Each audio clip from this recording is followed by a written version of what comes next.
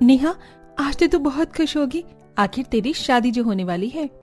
मुझसे ज्यादा खुश तो तू होगी, आखिर तेरी लव मैरिज जो होने वाली है। तुझे तो पहले से सब पता होगा और तेरा पति भी तेरा साथ देगा हमेशा। ये सब तो बस बोलने वाली बात है। मुझे तो लगता है अरेंज मैरिज ज्यादा अच्छी है, क्योंकि अरेंज मैरिज फैमिली के साथ साथ लड़के और लड़की सबकी मर्जी से होती है, पर लव मैरिज में सिर्फ लड़का लड़की एक दूसरे के पसंद होते हैं। शादी के बाद तो मैं ये सोच रही हूँ कि अपने ससुराल वालों को खुश कैसे रखूंगी, पर एक बात की खुशी भी है कि मेरा पति मेरे साथ रहेगा। नेहा और पूजा दोनों ही बचपन की दोस्त थीं और दोनों की ही शादी एक साथ होने वाली थी। जहां पूजा की शादी लव मैरिज थी तो वहीं नेहा की शादी अरेंज। इसी तरह समय गुजरता है और दोनों ही दोस्त की शादी हो जाती है। आओ आओ बहू, इस घर में तुम्हारा स्वागत है। अब तुम इस घर की बहू नहीं, हमारी बेटी हो। सुनिए जी, लगता है बहू रानी बहुत थक गई है। अब हमें बहू रानी को थोड़ा आराम करने देना चाहिए। क्या बात है, माँ पापा बहू के आते ही बेटे को भूल गए। मेरी भी शादी हुई है, मैं भी थक गया हूँ, कोई मुझे भी बोले आराम करने को। जानते हैं बेटा, पर तू तो कल सुबह लेट तक सोता रहेगा। पर बहू की तो पहली रसोई है, उसे तो उठकर अपनी पहली रसोई की रस्म भी पूरी करनी है। अब तुम जाकर आराम कर लो।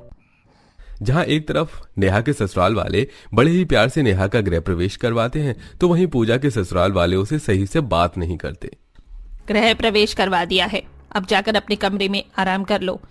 कल पहली रसोई है तो सुबह जल्दी उठ जाना, और माँ बाप ने खाना बनाना तो सिखाया है ना। आशा, कभी बहू से प्यार से भी बात कर लो। अब पूजा बहू भी हमारे घर की मेंबर है। और माँ, इस बात की टेंशन मत लीजिए कि आपकी बहू को कुछ नहीं आता। शादी से पहले पूजा ने खाना बनाना सीख लिया था, है ना पूजा? तुम्हें खाना बनाना आता है ना? जी। दोनों ही दोस्त अपने अपने ससुराल में आराम करने के लिए चली जाती हैं और अगली सुबह 5 बजे उठकर रसोई में अपनी पहली रसोई की तैयारी कर रही होती हैं। बहू, मैं जानती हूँ तुम्हारा ससुराल में पहला दिन है, तुम्हें खाना बनाने में दिक्कत होगी, इसलिए मैं तुम्हारे साथ खड़ी हूँ। मम्मी जी, आप बहुत अच्छी हैं, पर मुझे खाना बनाना आता है। जानती हूँ बहू, पर हमारे घर का रिवाज थोड़ा अलग है। तुम्हारे पापा जी को सुबह 6 बजे ही खाना चाहिए होता है और तुम सुबह के 5 बजे ही उठी हो। अब जल्दी से सिलबट्टे पर मसाला पीस लो, उन्हें रेडीमेड मसाले सब्जी में डाले हुए पसंद नहीं है। शीला के कहने पर नेहा सिलबट्टे पर खड़े मसाले पीसती है, तो वहीं पूजा भी अपने ससुराल में सुबह जल्दी उठकर खाना बनाने की कोशिश करती है, पर जल्दबाजी में उसकी कुछ रोटियां जल जाती हैं और जब वो अपने ससुराल वालों को खाने के लिए देती है तो जली रोटियां देखकर उसका ससुर उससे कहता है, बहू, लगता है शादी से पहले तुमने खाना बनाना दिल से नहीं सीखा। तुम्हारी सास ने आज तक मुझे जली रोटी नहीं दी और तुम मुझे जली रोटियां दे रही हो। पापा जी, बस 2 ही रोटी बची थी और वो दोनों थोड़ी बहुत जली हैं। इतनी जली रोटी तो चल सकती है ना? पूजा, तुम पापा से जुबान चलाने की कोशिश कर रही हो? जब पापा ने कह दिया कि उन्हें जली रोटी नहीं चाहिए तो क्या तुम दोबारा रोटी नहीं बना सकती? शादी होते ही दिवाकर का ऐसे बर्ताव देख पूजा की आंखों में आंसू आ जाते हैं और वो फिर से रोटी बनाने के लिए जाती है। तो वहीं दूसरी ओर जब नेहा अपने परिवार को खाने के लिए देती है तो विनोद नेहा से कहता है, लगता है बहू, तुम मायके में 7 बजे तक उठती थी, तभी तो 6 बजे तक तुम्हारा खाना तैयार नहीं हो पाया। वो पापा जी, मैं सुबह जल्दी ही उठी थी, पर मैं ये नहीं जानती थी कि यहाँ सबको 6 बजे नाश्ता करने की आदत है। पर कल से मैं और जल्दी उठूंगी। अच्छी बात है नेहा, जितनी जल्दी इस घर के तौर तरीके सीख लोगी तुम्हारे लिए ही अच्छा होगा। पहली रसोई में दोनों ही दोस्त की तारीफ और नेक के बदले ताने सुनने को मिल जाते हैं। अब इसी तरह कुछ दिन बीत जाते हैं और दोनों की सास तीर्थ यात्रा के लिए निकल जाती है, तो वहीं घर की सारी जिम्मेदारी पूजा और नेहा के कंधों पर आ जाती है। पूजा बहू, जरा रसोई में आना। जी पापा जी, बोलिए, क्या हुआ आपको? कुछ चाहिए क्या? चाहिए तो कुछ नहीं बेटा, पर ये क्या, रसोई में गंदे बर्तन अभी तक रखे हैं। तुम्हारे घर वालों ने बताया नहीं क्या कि ऐसे बिना रसोई साफ किए सोना नहीं चाहिए? पहले रसोई साफ कर लो, उसके बाद सोने के लिए जाना। अपने ससुर की यह बात सुनकर पूजा उसी वक्त बर्तन धोने लगती है और रसोई की सफाई करते हुए उसे रात के 1 बज जाते हैं और वो 1 बजे सोने के लिए जाती है। जहां एक तरफ पूजा लव मैरिज करके भी पछता रही थी, तो वहीं दूसरी तरफ अरेंज मैरिज करके नेहा भी कुछ खास खुश नहीं थी। बहू, रात में सोने से पहले तुम्हारी सास मुझे काढ़ा बनाकर देती थी। दरअसल मुझे खांसी हो रही है, इसलिए तुम भी सोने से पहले मेरे लिए काढ़ा बना दो। पर पापा जी, अब तो आपकी खांसी भी ठीक है और आप दवाई लेकर आए थे, फिर रात के 1 बजे काढ़ा? क्यों बहू, कहीं लिखा है क्या कि रात के 1 बजे काढ़ा नहीं पिया जा सकता? विनोद की यह बात सुनकर नेहा चुपचाप रसोई में काढ़ा बनाने के लिए चली जाती है और अपने ससुर को काढ़ा देकर सोने के लिए जाती है। रात में लेट सोने की वजह से दोनों ही दोस्त की सुबह 4 बजे आंखें नहीं खुल पाती, पर फिर भी वो लोग नींद में रसोई में खाना बनाने के लिए जाते हैं और 6 बज जाते हैं। अरे बहू, आज नाश्ता मिलेगा या नहीं? लगता है तुम अपनी सास के बिना कुछ नहीं कर सकती। नहीं पापा जी, खाना तैयार है, मैं बस लगाती हूँ। और दिवाकर, आज मेरी तबीयत कुछ ठीक नहीं लग रही है, ऑफिस की छुट्टी ले लो और मुझे डॉक्टर के पास ले चलो ना। पूजा, तुम्हारा दिमाग कहाँ चला गया है? थोड़ा तो सोच समझ कर बोलो। तुम पापा के सामने ही ऐसी बातें कर रही हो, और तुम्हारी तबीयत के लिए मैं ऑफिस की छुट्टी नहीं ले सकता। औरतें तो हमेशा ही बीमार रहती हैं। घर में काम करो, तबीयत ठीक हो जाएगी। पूरे दिन आराम करती हो, इसलिए तबीयत खराब है।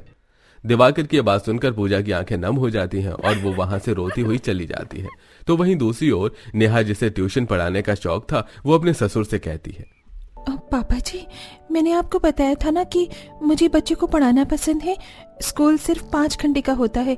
मैंने सुबह का नाश्ता बना दिया है और दोपहर को तो मैं घर ही आ जाऊंगी। लंच भी बना दूंगी और डिनर भी रेडी कर लूंगी। घर का सारा काम समय से पहले खत्म कर लूंगी। क्या अपने बच्चों को स्कूल पढ़ाने के लिए जा सकती हूँ? वैसे भी शादी को 2 महीने हो चुके हैं।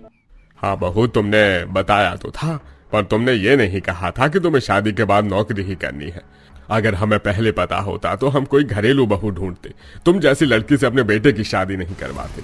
एक बार खुद को देखो और मेरे बेटे को देखो, कोई मैच नहीं है। और नौकरी छोड़कर घर संभालो, और कल को जब तुम्हारे बच्चे हो जाए तो उन्हें पढ़ा लेना और अपना शौक पूरा कर लेना। अशोक, तुम तो कुछ बोलो। तुमने तो कहा था कि तुम पापा से बात करोगे। घर के गार्जियन है पापा, मैं उनके खिलाफ नहीं जा सकता। और सही तो कह रहे हैं पापा, अब ज्यादा सोचो मत। अशोक की ऐसी बातें सुनकर नेहा अपने कमरे में जाकर रोने लगती है। समय यूं ही गुजरता है और नेहा की और पूजा की जिंदगी बद से बदतर होने लगती है। वो सुबह 4 बजे उठकर घर का काम करना शुरू करती और रात के 12 बजे तक घर के कामों में लगी रह जाती। उनके पति भी उनकी जरा भी काम में मदद नहीं करवाते। कुछ दिनों में दोनों की सास आ जाती है और वो दोनों अपनी सास से कहती हैं, माँ जी, मेरी जब से शादी हुई है मैं अपने मायके नहीं गई। मैं कल अपने मायके जा रही हूँ। बेटा, इस घर के फैसला तुम्हारे ससुर जी ही लेते हैं। बिना उनकी इजाजत के तुम कहीं नहीं जा सकती। और कल तुम्हारी ननद भी आ रही है। माँ जी, आपने कैसी अपनी जिंदगी के 30 साल इस घर में गुजार दिए। अब मेरा यहाँ दम घुटता है। मुझे प्लीज 2 दिन के लिए अपने मायके जाने दीजिए। बाहो, तुमने मेरे बेटे से शादी मेरी मर्जी से नहीं, अपनी मर्जी से की थी, इसीलिए इजाजत भी तुम अपने पति से लो। ससुराल की जिम्मेदारी अब दोनों ही दोस्त से संभाली नहीं जाती। अगले दिन नेहा की नंद आती है और वो अपनी माँ के गले लगकर रोने लगती है और सारी बात बताती है। मुझे यहाँ बाहर नहीं रहना। उस घर में उन लोगों ने मेरा जीना हराम कर दिया है। मुझे बहू कम नौकरानी ज्यादा समझती है। ऐसा नहीं बोलते बेटा। शादी के बाद ससुराल की जिम्मेदारी सबको उठानी होती है। और तूने जो भी सपने देखे थे भूल जा। अब तेरा ससुराल ही तेरा सपना है। माँ, आप ऐसे बोलोगे मुझे? आपसे ये उम्मीद नहीं थी। भाभी, आप पर भी तो वही बीत रही है ना जो मुझ पर बीत रही है। नेहा की नंद रोती हुई नेहा के साथ उसके कमरे में जाती है, जहां नेहा बहुत दिनों बाद अपने दोस्त पूजा को फोन करती है। और फोन करने पर उसे पता चलता है कि उसकी हालत भी उसकी नंद और उसकी तरह है। और उस दिन उन दोनों को समझ आता है कि लड़कियों की जिंदगी शादी के बाद एक जैसी होती है, चाहे वो लव मैरिज करें या अरेंज मैरिज। तो दोस्तों, आपको क्या लगता है, लव मैरिज और अरेंज मैरिज में शादी के बाद भी कोई बदलाव आते हैं, या बहू सिर्फ बहू होती है, चाहे वो लव मैरिज करके आए या अरेंज मैरिज करके? अरे वाह, आखिर मेरी दोनों बेटी का कढ़ाई वाला रुमाल तैयार हो गया। नैना, अक्षरा, देखो मैंने तुम दोनों के लिए क्या बनाया है, ये लो। नैना उस कढ़ाई के रुमाल को देखते ही अपनी माँ की तरफ वापस फेंक देती है। क्या है भाई, ये 2 कौड़ी की फालतू की चीज बनाकर बार बार आवाज लगाती रहती हो। क्या करूं इसका मैं? बच्ची नहीं हूँ जो टॉप में ये रुमाल लटका के घूमूंगी। दीदी, तुम बार बार माँ का दिल क्यों दुखाती हो ऐसी बातें करके? उनकी कलाओं का अपमान मत करो। उन्होंने कितने प्यार से हमारे लिए ये बनाया है। ओ महानता की देवी, अपना लेक्चर देना बंद कर। कुछ पर्पस है नहीं इन चीज का। फोकट में दिमाग चाट रही हैं। और मैं आपको एक बात बताना चाहती हूँ, मैंने अपने लिए अपना जीवन साथी ढूंढ लिया है, अभिमन्यु। वो एक बहुत रिच फैमिली से है। आपकी तो हैसियत है नहीं कि एक अमीर घर में मेरा रिश्ता तय करवाओ, शादी करवाओ। वैसे भी पापा के जाने के बाद आपने दूसरों के झूठे बर्तन धोने के अलावा किया ही क्या है। इसलिए मैंने सोच लिया है मैं कुछ दिनों में शादी कर रही हूँ। सही बोला तूने। मेरी हैसियत ही नहीं है कि मैं तुझे अमीर घर में विदा कर सकूं। जैसा तू चाहती है वैसा ही होगा मेरी बच्ची। दीदी, तुमने फिर माँ का अपमान किया। ये बात तुम प्यार से भी तो कह सकती थी। कितनी मुश्किल से माँ ने हम दोनों को पाल पोस कर बड़ा किया है।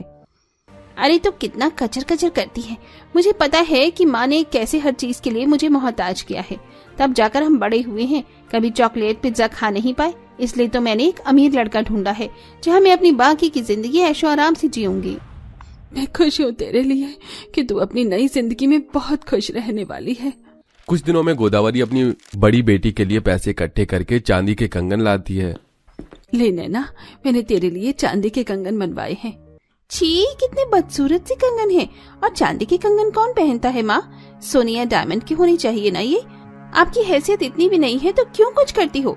इसे आप अपने पास रख लो या उस अक्षरा को दे देना, मुझे इसकी कोई जरूरत नहीं है। मैं अभिमन्यु से ये सब खरीदवा लूंगी।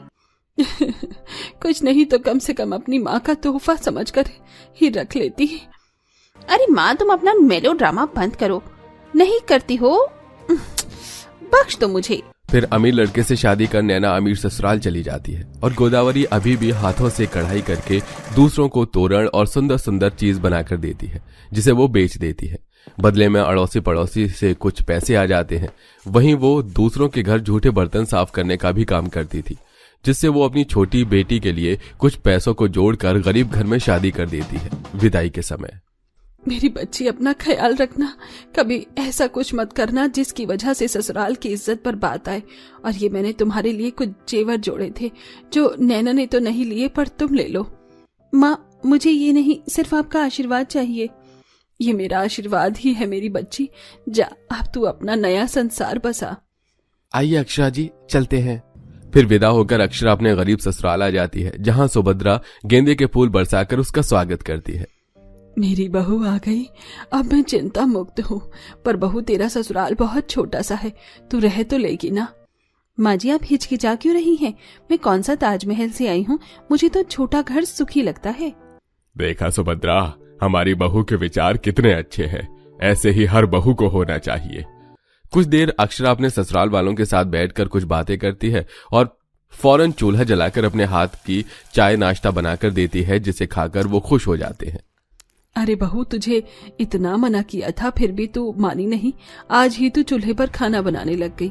अरे पगली, अभी तो तेरे हाथ की मेहंदी भी नहीं उतरी। अरे तो क्या हुआ माँ जी, अब आप मेरे माता पिता हैं तो मैं आपकी बेटी हुई ना। इस तरह अक्षरा अपने पारिवारिक माहौल में ढल जाती है, अच्छे से ससुराल वालों को संभालती है। वहीं बड़ी बहन अमीर ससुराल में राज कर रही थी। हाँ, इस बार मेरे नेल्स की ग्रोथ भी हुई है और शाइनिंग भी लग रहे हैं। अब कल जाकर नेल आर्ट करवाऊंगी। अरे मुझे जाने की क्या जरूरत है, घर पर ही सैलून का काम करवा लेती हूँ। हेयर स्पा भी हो जाएगा और मेडिकल भी। बहादुर जरा मेरे लिए पिज्जा क्रस्ट और चिंगी पार्सल बीटरूट जूस लेकर आना। जी मैम साहब। कुछ देर में बहादुर उसके खाने की चीज लेकर आ जाता है। लीजिए मैम साहब। बहादुर, माँ जी कहाँ गई, दिखाई नहीं दे रही? मैम साहब, बड़ी मालकिन मंदिर गई हैं। ठीक है, जाओ। ऐसे ही वक्त गुजरता है। बड़ी बहन अपने अमीर ससुराल में ठाट बाट से रहती है। गरीब बहन ठीक ठाक गुजारा कर लिया करती है। वहीं बेचारी गोदावरी का जन्मदिन आने वाला होता है, जिसके लिए अक्षरा घर बैठकर तार छीलने लगती है, जिससे उसके हाथ लाल हो जाते हैं। आज तो ज्यादा लग गया, लेकिन मैं करके ही रहूंगी। माँ का जन्मदिन आने में सिर्फ 20 दिन बचे हैं। बहू, मैं बोल रही हूँ ना, मुझे भी ये काम करने दिया कर। तेरी तकलीफ कम होगी, पैसे भी जल्दी आ जाएंगे। इसके बाद तू सिठानी के घर भी जाएगी। नहीं माँ जी, मैं इसके लिए आपको तकलीफ नहीं देना चाहती, और सिठानी के घर तो जाना ही होगा। आप जानती है ना मैं माँ को कौन सा सरप्राइज देना चाहती हूँ। हाँ, मुझे अच्छे से पता है तू क्या देना चाहती है। हमारी बहू हम सब के लिए कितनी मेहनत करती है। जितना अपनी माँ से प्यार करती है उतना ही हमसे भी करती है। जी ये तो है। तार छीलने के बाद अक्षरा टायर वाले को तार दे आती है। ऐसे ही दिन गुजरते हैं। एक दिन शाम को उसे अपनी बहन कार में बैठी दिखाई देती है। अरे दीदी, आप यहाँ कैसे? मैं मॉल से शॉपिंग करके आ रही थी। वैसे तुम्हारा हाल देखकर लग रहा है तुम अपने गरीब ससुराल में खुश नहीं हो। तुमने तो इतने बड़े मॉल में आकर शॉपिंग भी कभी नहीं की होगी ना। लो, मेरी तरफ से एक साड़ी रख लो, क्या याद रखोगी। इसलिए बोल रही थी कि माँ की मर्जी से नहीं अपनी मर्जी से शादी कर लो, पर नहीं दीदी, मुझे कोई साड़ी नहीं चाहिए। मेरे पास जो है मैं उसमें ही बहुत खुश हूँ। आप कैसी हो? देख लो, मैं तो बहुत अच्छी हूँ। तुम्हारे ही हाल बुरे लग रहे हैं। कभी तो ठीक से बोला करो दीदी। माँ का जन्मदिन याद है ना आपको? कुछ सोचा है माँ के लिए सरप्राइज वगैरह? ओह अच्छा याद दिलाया तुमने, मैं तो भूल ही गई थी। चलो मैं तुमसे बाद में मिलती हूँ, बाय। दोनों बहन अपने घर चली जाती हैं। अक्षरा अपनी माँ के लिए पाई पाई जोड़कर एक तोहफा लेकर आती है। वहीं जन्मदिन के दिन गोदावरी अपनी दोनों बेटी की तस्वीर को हाथ में लिए रो रही थी कि घर के बाहर गाड़ी के हॉर्न की आवाज आती है, जिसे देख गोदावरी बाहर आती है। मेरी बच्ची नैना, तू माना बदतमीज हूँ लेकिन आपको खुश तो रख ही सकती हूँ। अच्छा ये लीजिए साड़ी, पहन लीजिए, मैं आपको एक अच्छी सी जगह ले जाऊंगी। वैसे भी आपने इतनी अच्छी साड़ी कभी पहनी नहीं होगी ना ही अपना जन्मदिन मनाया होगा। गोदावरी खुशी से अपनी बेटी की दी महंगी साड़ी पहनकर उसकी गाड़ी में बैठ जाती है और नैना अपनी माँ को एक 5 स्टार होटल में ले जाती है, जहाँ की अरेंजमेंट डेकोरेशन काफी अच्छी थी। वो अपनी माँ के लिए बढ़िया सा खाना डाइनिंग टेबल पर लगवा देती है। अरे वाह, इतने बड़े होटल में मेरा पसंदीदा राजमा चावल मिल गया। तूने मुझे जन्मदिन का सरप्राइज दिया है। हाँ माँ, वैसे तो मुझे ये ऑर्डर करते हुए बहुत शर्म आ रही थी, लेकिन फाइनली होटल में ये भी मिल गया। लेकिन आप और भी अच्छी अच्छी चीज खा सकती हैं। French toast, noodles, momos, dosa, idli, sambar, ये सब आपने कभी नहीं खाया होगा ना, पर आज खा लीजिए। आपका जन्मदिन जो है, हैसियत तो है नहीं ना इस 5 स्टार जैसे होटल में आने की। इसे बेटी की तरफ से सरप्राइज प्लान और तोहफा दोनों समझ लीजिएगा। इतना सुनकर गोदावरी की आंखों से आंसू गिरना बंद नहीं होते। कुर्सी से उठकर वो खड़ी हो जाती है। बहुत खूब मेरी बच्ची, तूने तो मुझे बहुत अच्छा जन्मदिन का सरप्राइज दिया है। ऐसा जन्मदिन किसी माँ को अपनी बेटी से ना मिले। तू घूम फिर के हैसियत पर आ ही जाती है। ये तेरी जुबान नहीं, तेरा पैसों का घमंड बोल रहा है। मैं चलती हूँ। गोदावरी रोते रोते वहां से रास्ते पर चलने लगती है कि अक्षरा मिल जाती है। अरे माँ, आप, क्या हुआ? मैं आपके ही पास आ रही थी। चलो ना, मैं आपका जन्मदिन अपनी ससुराल में सबके साथ मनाऊंगी। यहाँ तो आप अकेली हो। चल मैं तेरे साथ चलती हूँ। गोदावरी जैसे ही अपनी बेटी के ससुराल पहुंचती है तो देखती है उसकी बेटी ने ससुराल को फूल और रंगोली से सुंदर सजा रखा था। उसका पसंदीदा खाना बनाया था और छोटी सी पेस्ट्री और मोमबत्ती जलाकर सब लोग ताली बजाकर कहते हैं, जन्मदिन की बहुत बहुत बधाई हो माँ। जन्मदिन की बहुत बहुत बधाई हो। आप बहुत किस्मत वाली हैं समधन जी। अरे माँ, आपका सरप्राइज तो रहे ही क्या? ऐसा कहकर अक्षरा तोहफे से कपड़ा हटाती है। सिलाई मशीन को देख गोदावरी की आंखें फिर से नम हो जाती हैं। ये क्या, तूने मेरे लिए सिलाई मशीन लाई है? महंगी आई होगी ना? तो क्या हुआ माँ, मैं कब से आपको देख रही थी। आपकी सिलाई मशीन खरीदने का बहुत मन था। आपको यही सब करना तो बहुत पसंद है, कढ़ाई, बुनाई, सिलाई। पर आप मुझे खुश नहीं लग रही। आप दीदी के पास ही आई थी क्या? कुछ हुआ? बताइए ना, क्या कहा उन्होंने? हाँ, तुझसे पहले वो मुझसे मिली थी। उसने मुझे ऐसा सरप्राइज दिया कि मैं दंग ही रह गई। कभी उसने लिहाज नहीं किया, हमेशा मुझे सुनाया, और आज के दिन भी वही सब। बहुत हो गया माँ दीदी का, हमेशा का है। आपको उनसे आज के बाद कुछ कहने की जरूरत ही नहीं है। आपके लिए मैं हूं ना। और कुछ दिन आप हमारे साथ भी रहेंगी। फिर अक्षरा अपनी माँ का जन्मदिन मनाना जारी रखती है और कुछ दिन रहकर गोदावरी सिलाई मशीन से अच्छे अच्छे पर्दे, चादर बनाकर अपनी बेटी को दे जाती है और अपने घर रहकर सिलाई करने लगती है।